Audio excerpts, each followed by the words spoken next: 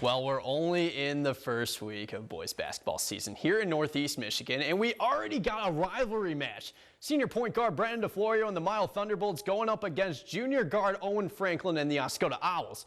Thunderbolts guard Drew Hess is only 6 points away for reaching 1,000 points in his high school career. Did the junior pull it off? Picking things up in the first quarter, Braden Malik drives in and delivers it to Gavin Lewick for the easy two. Owls rolling early. Moments after that, the junior guard Owen Franklin, and man, he's tough to defend. He drives, gets the bucket, and the foul. 26 points on the night for Franklin. And how about some defense? Owls force the turnover, and Gabe Kallstrom is going to finish with the easy layup. Oscoda just hitting that gas pedal. Now all eyes on Drew Hess, the junior, putting dance moves on Malik. He hits the fadeaway jumper. Nice shot there. Second quarter. Hess, guarded by Malik again. He pulls up from three, and bang! He's only a point away from reaching 1,000 points. Third quarter, Hess says, allow me to have my moment, and he's able to hit the mid-range jumper. Oscoda defeated Miles 72-43. But for Drew Hess, all he needed was 6 points, and he finished with 7. And he gets hugs from his teammates and from the Oscoda players after the game. Drew Hess was able to tell us what was going on in his head at that moment.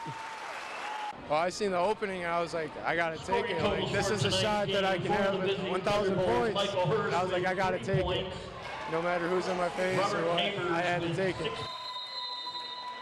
How about Wolverine taking on the Posen Vikings, picking things up in the first quarter. Vikings in transition. Chase Doobie pulling up for three. His shot won't go, but Cameron Paul will get the offensive rebound and lay it in. Vikings up 20-2 after 1. Second quarter, Wyatt Ramel with a no-look pass to Chase Doobie, and he'll easily lay it in for 2. Doobie finished with 10 points. Still in the second quarter, the big man, Ian Hinska, is able to drive in and finish in the paint.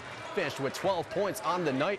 Third quarter, Vikings force a turnover here. Cameron Ball is going to take it to the hoop right. He misses the layup, but Lucas Stone is able to grab the offensive rebound and finish for the easy 2. And to top it all off, Ben Rommel finds Wyatt Rommel for 3. Bang! Posen all over Wolverine in this one as they win by a score of 65-15. Posen improves to 1-1 on the season. Meanwhile, Wolverine drops to 0-2. Wolverine will be on the road December 17th for their next game as they square off with Mackinac City.